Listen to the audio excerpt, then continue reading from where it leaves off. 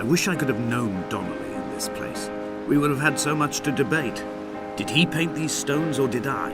Who left the pots in the hut by the jetty? Who formed the museum under the sea?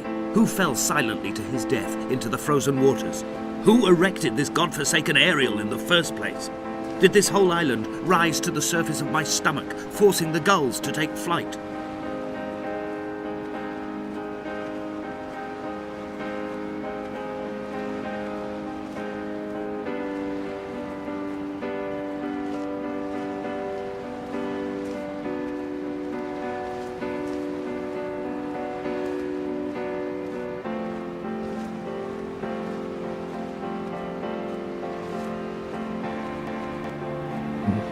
Fire and soil, I chose fire. It seemed the more contemporary of the options, the more sanitary. I could not bear the thought of the reassembly of such a ruin. Stitching arm to shoulder and femur to hip, charting a line of thread like traffic stilled on a motorway, making it all acceptable for tearful aunts and traumatized uncles flown in specially for the occasion. Reduce to ash, mix with water, make a phosphorescent paint for these rocks and ceiling.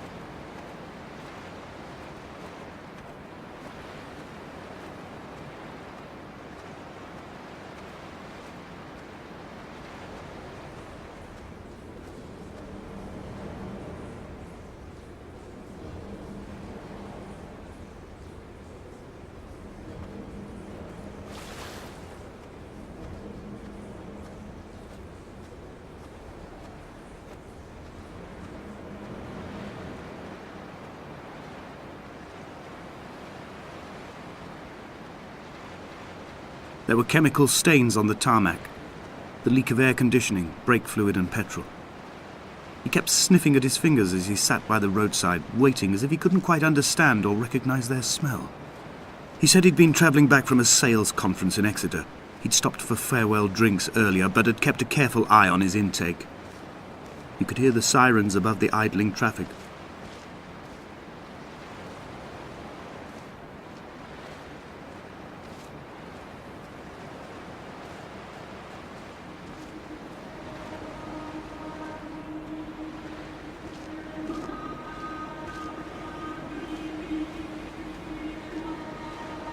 From here, I can see my armada. I collected all the letters I'd ever meant to send to you, if I'd have ever made it to the mainland, but had instead collected at the bottom of my rucksack, and I spread them out along the lost beach. Then I took each and every one, and I folded them into boats. I folded you into the creases, and then, as the sun was setting, I set the fleet to sail. Shattered into 21 pieces, I consigned you to the Atlantic, and I sat here until I'd watched all of you sink.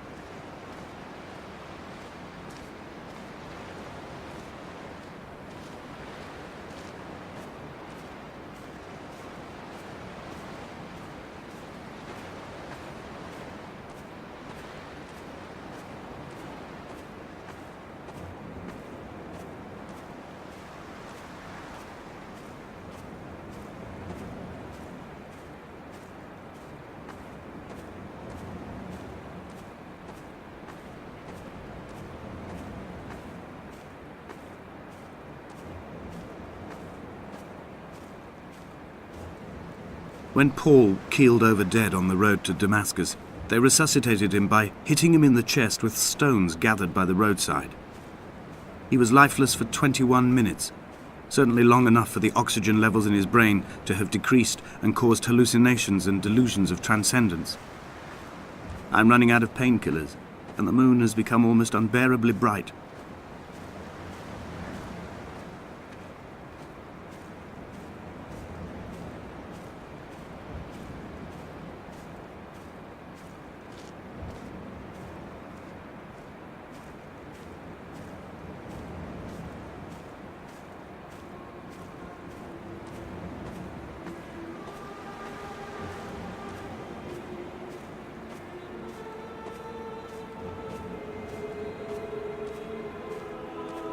I've begun my voyage in a paper boat without a bottom.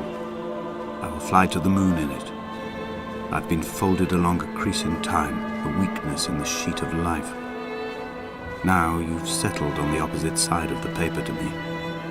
I can see your traces in the ink that soaks through the fiber, the pulped vegetation. When we become waterlogged and the cage disintegrates, we will intermingle. When this paper aeroplane leaves the cliff edge and carves parallel vapor trails in the dark, we will come together.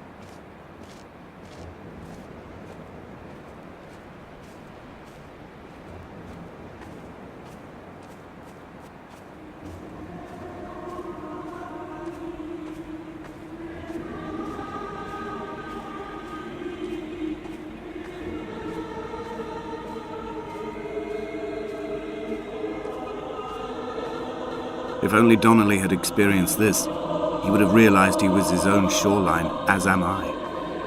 Just as I am becoming this island, so he became his syphilis, retreating into the burning synapses, the stones, the infection.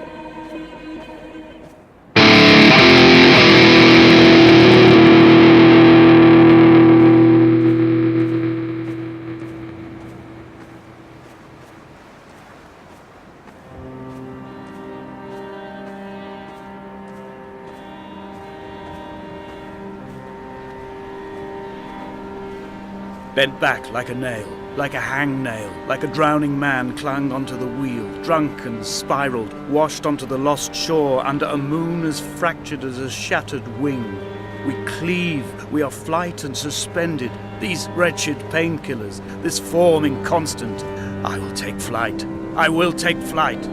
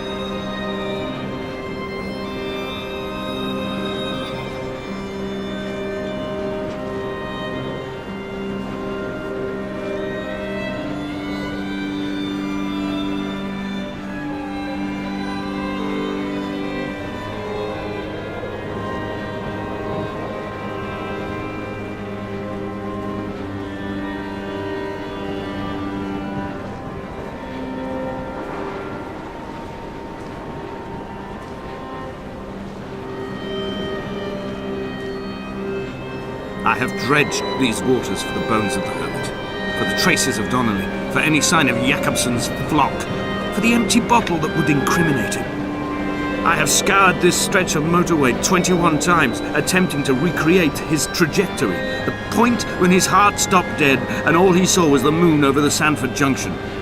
He was not drunk, Esther. He was not drunk at all, and it was not his fault.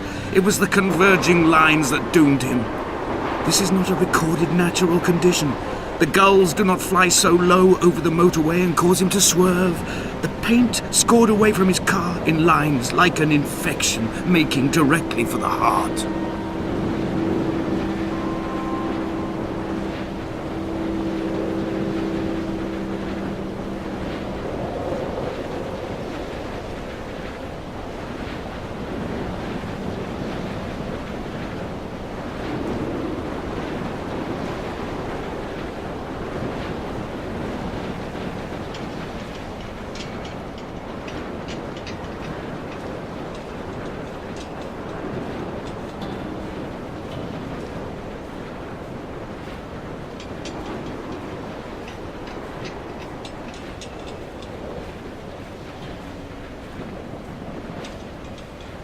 I am the Ariel. In my passing, I will send news to each and every star.